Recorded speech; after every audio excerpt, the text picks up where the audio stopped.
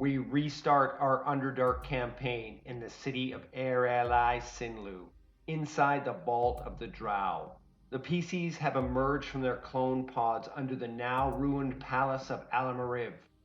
The group makes their way up the nearly blocked stairway to the street level of the ruined palace. They attempt to leave the ruined palace, which is now a compound for a bugbear mercenary company known as the Crimson Tide. Before they can get over the wall, the group is spotted and melee ensues. A hilarious back and forth battle plays out where many ones are rolled. The PCs start to gain the upper hand and several drow can be seen near the rear of the bugbear party. It looks as though they've intervened on the player's behalf by killing several bugbears. As the final few bugbears are put down and several others run off, two drow males move out of the shadows and approach the group with their empty arms outstretched. My friends, I am Ilden, and this is my brother Keithan. We have awaited your arrival for nearly 3 years now. We hired on with this band of mercenaries known as the Crimson Tide. Galvin, who you know, sent us here as spies to await your clone's rebirth. It is fortunate timing that you emerged when you did.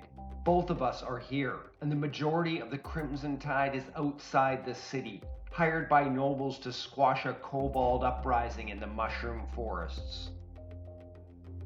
Since the death of Lolth, much has changed at first, but today much remains the same. When you killed the goddess's avatar in the Fane of Lolth, the entire priesthood fell into chaos. There was a slave uprising, and our city was besieged by an army of Duergar dwarves. Nearly a year of civil war and siege took place, and then a new goddess emerged after the War of the Spider Queen. An end to the time of troubles came, and the Duergar dwarves were defeated, and the slave uprising stopped. Traitors to the clergy were executed, or worse, this very palace was destroyed after information that blasphemous surface dwellers were assisted here.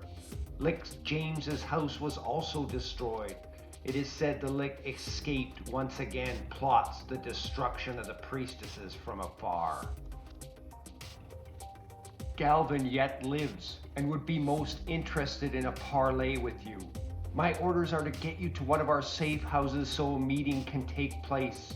Several of our safe houses were destroyed, but there is one nearby that tunnels into a safer location.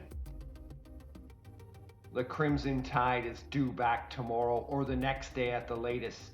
Please let me use this wand of change self on each of you to appear as a drow and put these cloaks on. Follow me. Out of a very small bag, the drow produces 5 cloaks. The PCs agree and follow Ilden out of the ruined palace. Keithan brings up the rear as the group moves on to the busy streets of the Drow City, deep in the Underdark.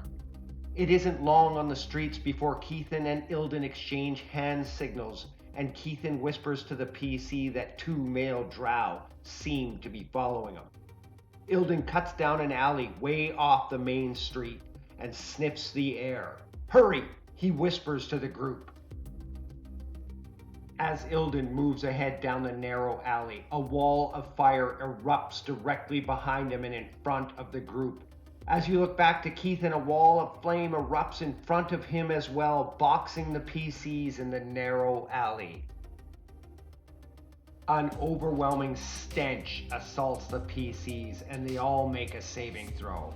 2 flattened out Hezro demons peel their 2-dimensional bodies off the wall.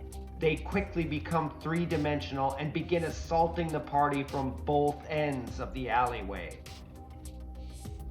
The group starts to get great rolls as the magical Githyanki weapons bite into the demons, and in several rounds both demons are dispatched back to the abyss. Ilden remarks to the PCs that their fighting prowess has not been overrated. Impressive. The PCs move through the alley and into a small stone building where they are secreted away down a natural cavern under the street level. Until next time, thank you for watching.